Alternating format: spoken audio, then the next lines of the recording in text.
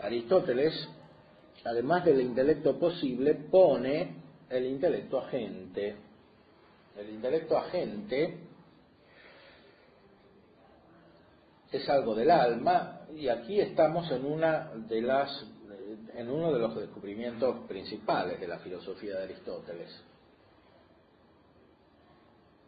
El intelecto, hasta los presocráticos y Platón, se había considerado de una manera simple, como capacidad de entender. Aquí es considerado como capacidad de entender y como capacidad de hacer entender.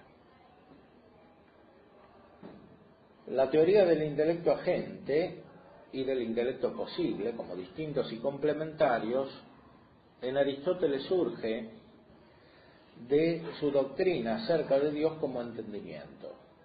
Dios es entendimiento que se entiende a sí mismo, y entendiéndose a sí mismo entiende todo el ente, toda la realidad. Las sustancias separadas son dioses para Aristóteles, en algo semejan a Dios y por tanto también se entienden a sí mismas, y de esta manera entienden la realidad, pero una realidad parcial, así como su entendimiento es inferior. En el hombre, en cambio, el intelecto no está en acto, sino que está en potencia, como vimos. El intelecto está en potencia, no en el sentido de que pierda algo, no en el sentido de que gane algo corporalmente, sino en el sentido de que pasa de la potencia al acto, como hemos visto.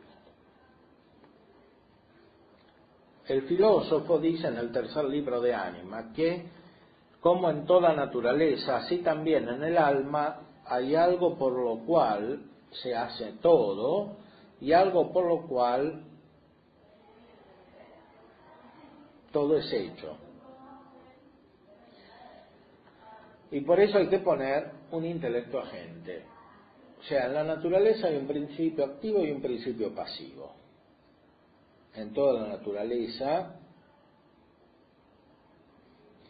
estos dos principios son complementarios y fundamentalmente dependen de la complementariedad entre forma y materia. La forma es acto y la materia es potencia. Aristóteles explica, como hace siempre, la historia de la filosofía, y aquí lo sigue Santo Tomás en la medida en que conocía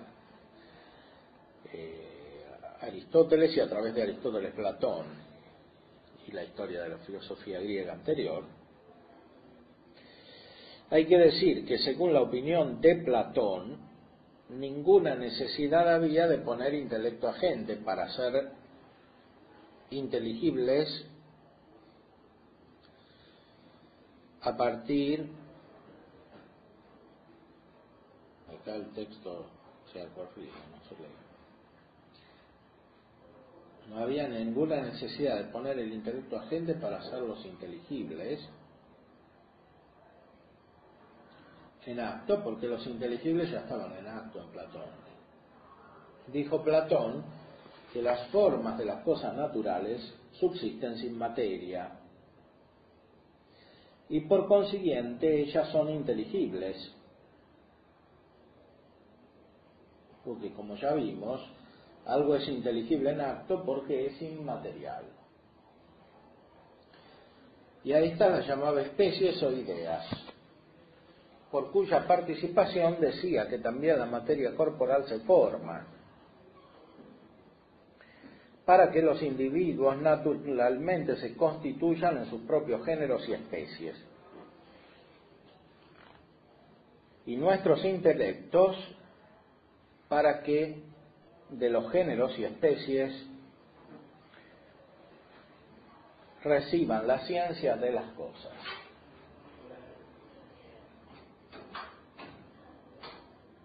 O sea, para Platón, las ideas están en acto, las formas subsisten por sí sin materia. Incluso las formas de las cosas materiales subsisten en sí sin materia.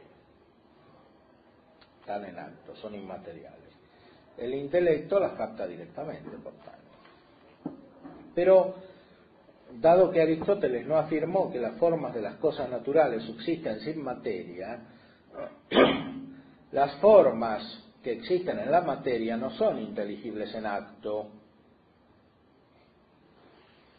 Y de esta manera se seguía que las naturalezas o formas de las cosas sensibles que entendemos no serían inteligibles en acto. Las formas, entonces, no serían inteligibles en acto.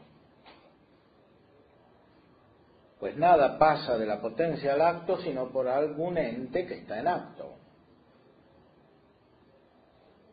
Así como el sentido se pone en acto por lo que es sensible en acto.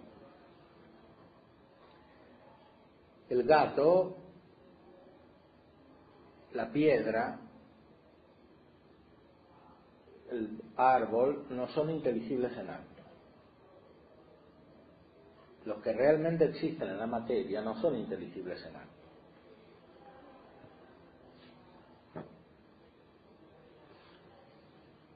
Son inteligibles en cuanto ente, y por tanto son inteligibles para Dios, que contiene todo el ente,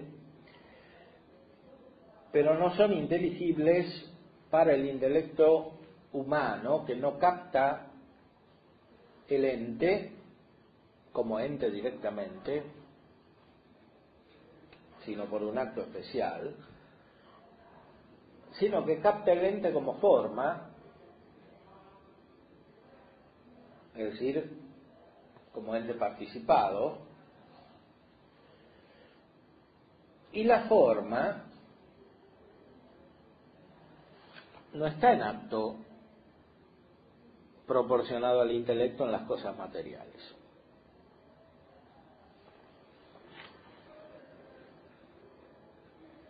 Nada pasa de la potencia al acto sino por algún ente en acto. El sentido, ¿por qué conoce? Porque los sensibles ya están en acto en las cosas materiales.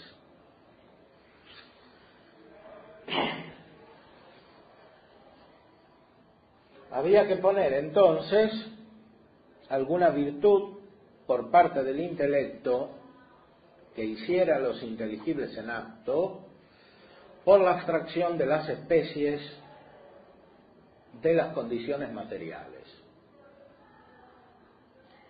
Y esta es la necesidad por la cual hay que poner al intelecto agente, hay que afirmar al intelecto agente. Es decir, tiene que haber una potencia que ponga a los inteligibles en acto. Los inteligibles en acto para cada individuo, para cada persona. Ahora, como sabemos, los árabes, influidos por el neoplatonismo, ponían al intelecto agente como separado de las personas o de los individuos. Pero de esta manera la intelección no pertenecería a cada persona o a cada individuo. Y Santo Tomás quiere subrayar que Aristóteles mismo dijo que en el alma están estos dos. Es necesario que en el alma estén estas diferencias, dice en el tercer libro de Ánima. Entonces hay que decir que el intelecto agente del cual habla el filósofo es algo del alma.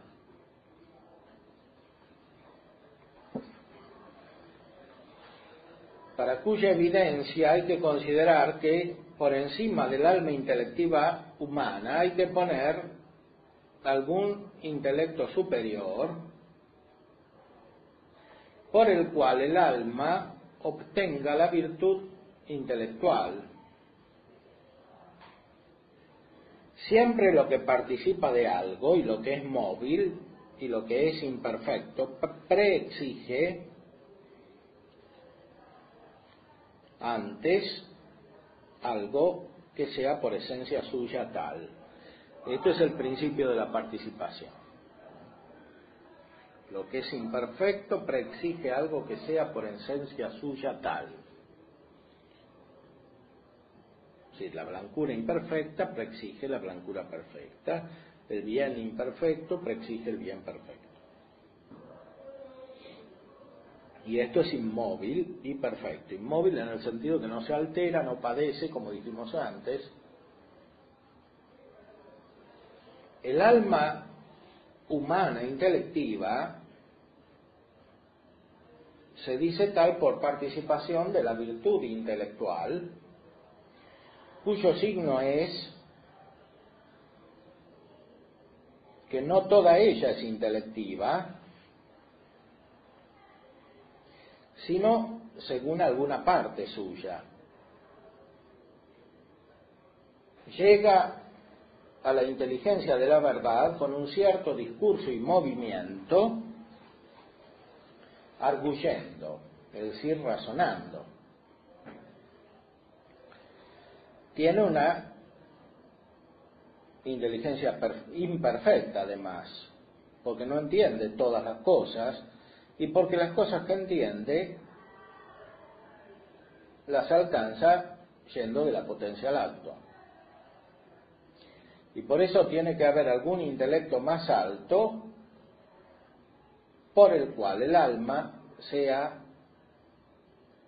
ayudada para entender. Tiene que haber un entendimiento más alto por el cual el alma sea ayudada para entender. Tiene que haber un intelecto más alto por el cual el alma se ayude a entender. Porque el intelecto posible, que es el que entiende, que es el que padece, el que se mejora, podríamos decir, cuando entiende, cuando recibe algo nuevo de la realidad, ese entendimiento es demasiado imperfecto. Y además justamente está en potencia. El alma humana es intelectiva por participación.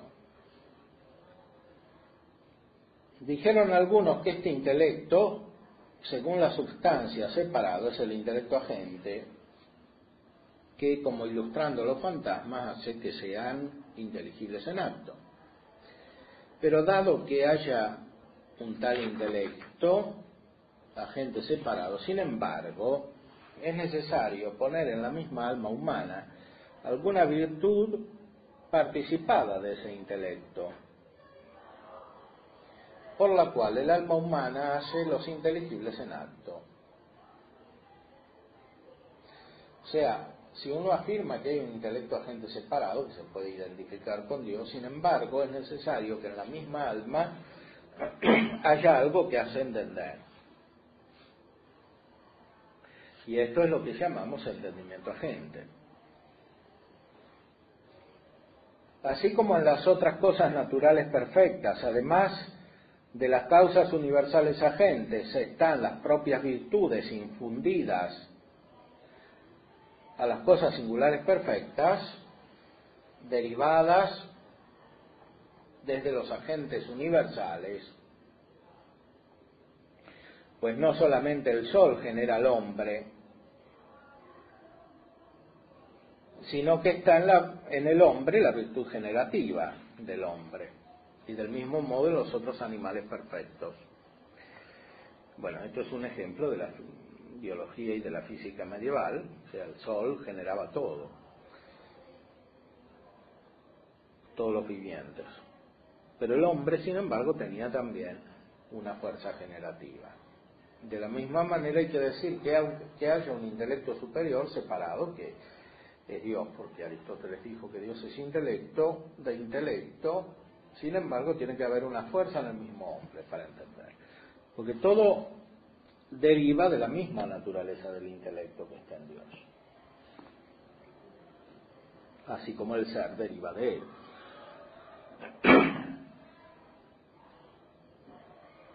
No hay nada más perfecto en las cosas inferiores que el alma humana, y por eso hay que decir que en la misma también hay alguna virtud derivada del intelecto superior, por la cual puede ilustrar los fantasmas. Aquí habrá que entender bien qué significa esto de ilustrar los fantasmas. Ilustrar, iluminar, es hacer pasar de la potencia al acto. Es hacer que tengan luz inteligible. Es una metáfora, naturalmente.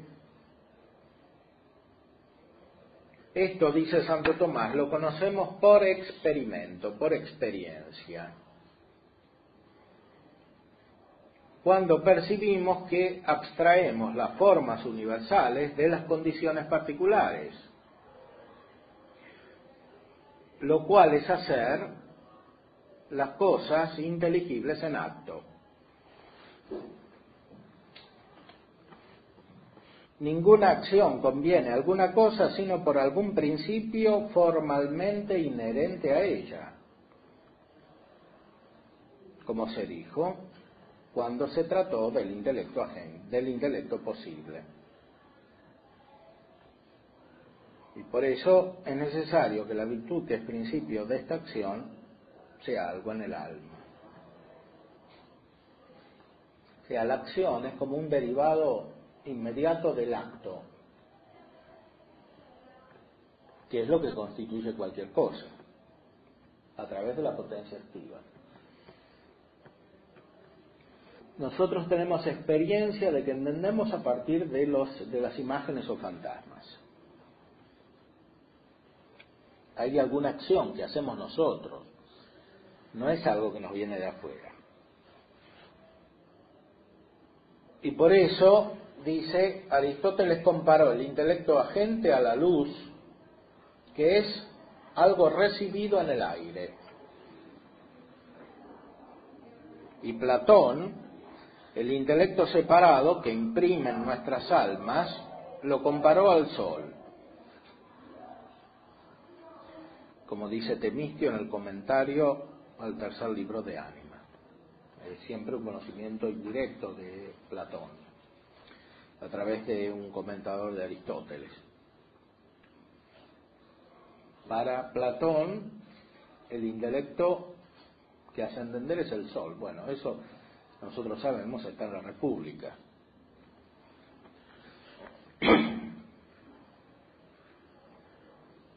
Pero el intelecto separado, según los documentos de nuestra fe, es el mismo Dios, que es el creador del alma, y en la cual solo se beatifica, como será más claro.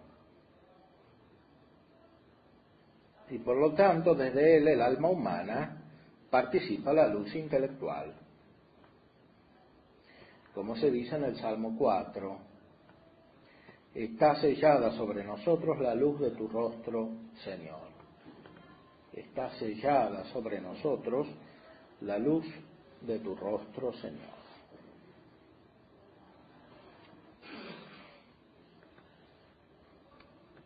El alma humana participa la luz intelectual de él. Entonces el intelecto agente es la participación de Dios. Es lo más divino que hay en el hombre. En la respuesta a la tercera objeción explica el proceso de abstracción o el proceso de iluminación o de ilustración.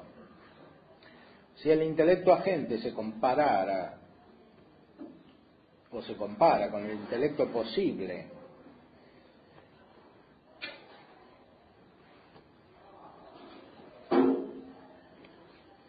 como el objeto agente a la potencia,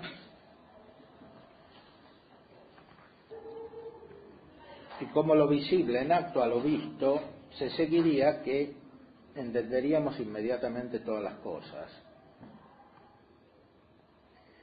ya que el intelecto agente es aquel por el cual todas las cosas se hacen.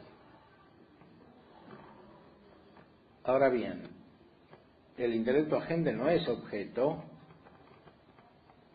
sino que hace que los objetos estén en acto, para lo cual se requiere, además de la presencia del intelecto agente, la presencia de los fantasmas y la buena disposición de las virtudes de las potencias sensitivas, y el ejercicio de estas en la obra. Porque por un intelecto se hacen también las otras cosas entendidas, como por los términos las proposiciones y por los primeros principios las conclusiones. Y en cuanto a esto no difiere si el intelecto agente es algo del alma o algo separado. Bueno, esto se refiere a una objeción que aquí no interesa. Lo que sí interesa es la doctrina. El intelecto agente no es objeto de entendimiento por parte del entendimiento posible, sino que es el que hace que el entendimiento posible entienda. Pero además es necesario que estén los fantasmas, si no, no se puede entender. Hace falta también la buena disposición de las virtudes sensitivas. Por eso cuando alguien tiene mal los sentidos porque está enfermo no puede entender bien. En la respuesta a la cuarta objeción dice: el alma intelectiva está en acto como inmaterial, pero está en potencia a ciertas especies de las cosas. O sea, el alma ya está en acto y el entendimiento también, en cuanto es inmaterial. Los fantasmas, al contrario, son en acto semejanzas de ciertas especies, pero solamente en potencia son inmateriales. Este pensamiento es muy cercano a Platón. Los fantasmas o imágenes son semejanzas de las formas o de las especies. Por eso nada prohíbe que la misma y una alma, en cuanto es inmaterial en acto, tenga alguna virtud por la cual haga las cosas inmateriales en acto, abstrayendo de las condiciones de la materia individual, y esta virtud se dice intelecto agente. Y otra virtud receptiva de estas especies, que se dice intelecto posible, en cuanto está en potencia tales especies. O sea, en la misma alma hay dos capacidades, porque está en acto, pero es un acto imperfecto, y por eso está en potencia.